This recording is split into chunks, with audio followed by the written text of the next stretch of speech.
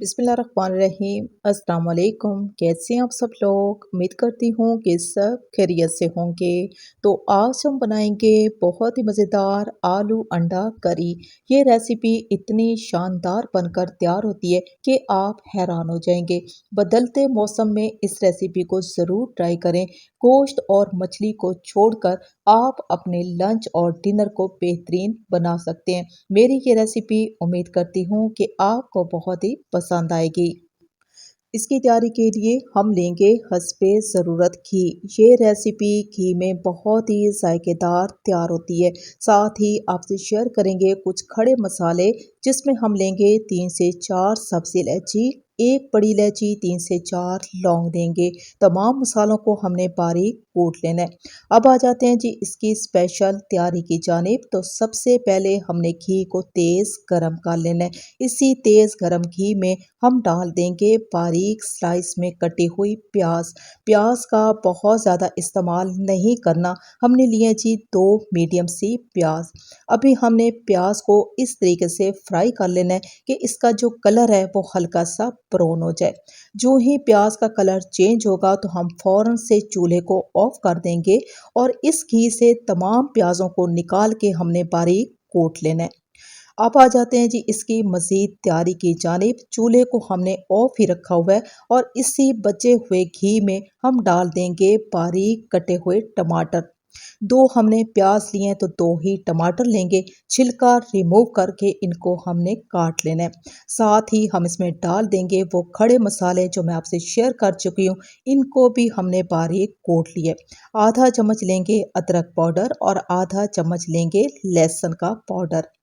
लहसुन और अदरक का आप फ्रेश इस्तेमाल भी कर सकते हैं। हस्बे ज़रूरत लाल मिर्चें लेंगे और साथ ही हम इसमें डाल देंगे थोड़ा सा पानी।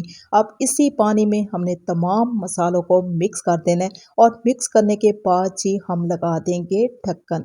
दम वाली आंच पे हम इतनी देर तक पकने देंगे कि ये तमाम पानी खुश्क हो जाए और मसालों की खुशबू अच्छी सी आ जाए।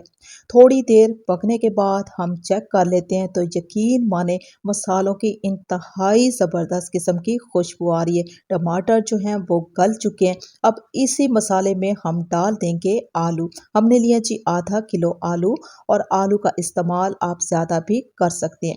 थोड़ी देर के लिए तमाम आलू हम इस मसाले में भून लेंगे।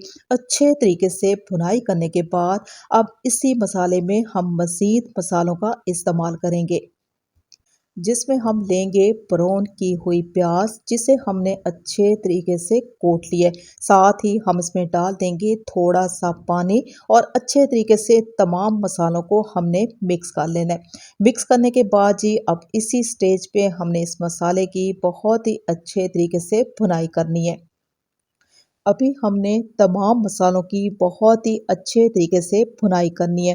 भुनाई करते वक्त हमने कोई कंप्रोमाइज़ नहीं करना, क्योंकि इस मसाले में हमने प्याज का इस्तेमाल किया है और जब तक हम प्याज को मसाले में भूनेंगे नहीं तो शोरबे और मसाले में जायका नहीं आ सकता। हस्बे ज़रूरत नमक का इस्तेमाल करेंगे और डाल देंगे आधा चम्मच हल्दी पाउडर और आधा चम्मच लेंगे हम धनिया पाउडर। दोबारा से इन तमाम मसालों की हमने बहुत ही अच्छे तरीके से भुनाई करनी है। हम बना रहे हैं जी बहुत ही मज़ेदार, बहुत ही जायकेदार अंडा करी रेसिपी, जिसे हर मौसम में बहुत ही शानदार तरीके से इंजॉय किया जाता है। अब इसी मसाले में हम उबले हुए अंडों का इस्तेमाल करेंगे। इनका इस्तेमाल हम ज़्यादा भी कर सकते हैं। अंडे शामिल करने के साथ ही हम इसमें फ़ौरन से पानी का इस्तेमाल करेंगे। पानी का बहुत ज़्यादा इस्तेमाल नहीं करना। जितना शोरबा हमें पतला और गाढ़ा चाहिए, उसी हिसाब से हम पानी का इस्तेमाल करेंगे।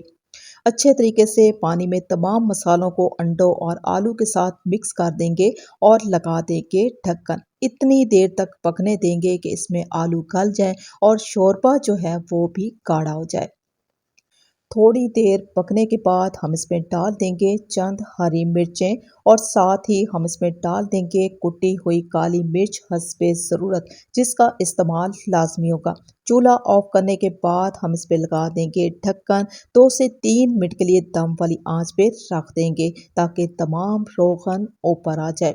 फाइनल लुक के साथ ये रेसिपी मुकम्मल तौर पे तैयार हो चुकी है, आलू अंडा करी। अगर आपको अच्छी लगी हो तो रिक्वेस्ट है कि चैनल को सब्सक्राइब कर लें और मेरी वीडियो को लाइक और शेयर ज़रूर कर दें। इजाज़त चाहूँगी। अल्लाह हाफ़िज़।